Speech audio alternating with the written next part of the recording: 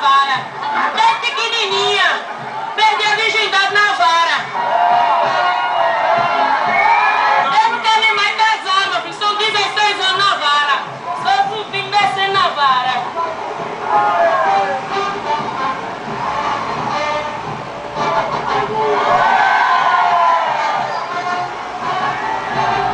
Depois que eu fui na vara, toda vez aí eu vou também. A gente treina o ano todinho. Chega grande, tá tudo especialista. Vamos saber por que sentiu o prazer de estar em cima da vara e olhar o mundo de cima. Você subiu na vara?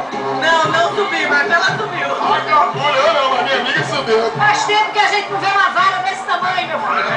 Como é a sensação de ver o mundo de cima da É vara? uma experiência única. Igual a primeira vez, sabe? Passando por debaixo da vara. Mas por que tanto interesse na vara, galera? Rapaz, olha, eles adoram na vara, elas adoram. Cerca de 70 disputam cada metro do percurso. Pra você ter ideia, ano passado eu subi, fiquei de um pé só. Esse ano eu queria levitar na vara. Quanta mulher já subiu nessa vara nesses 15 anos? Rapaz, pode força, Roger. Eu acho que passou de 1000, viu?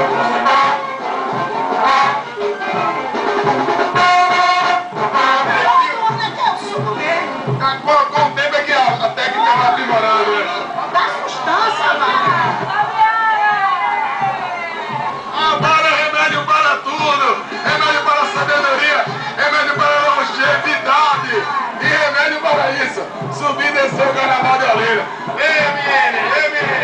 O Mica sabe que você está subindo na vara aqui em Olinda. O Mica disse que no carnaval não tem problema nenhum. Tá liberado? Ele ficou, não quis vir, eu vim sem ele mesmo. Ficou trocando ideia com o Pateta, aquela frescura dele. O Pateta, o Pato Dona, todo mundo lá. Só eu que vim pra Olinda.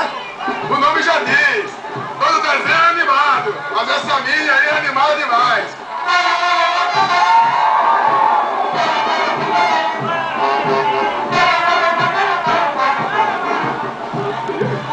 Mulher na vara! Homenagem do Carnaval de Olinda, todas as mulheres maravilhosas desse meu país. Carnaval do povo.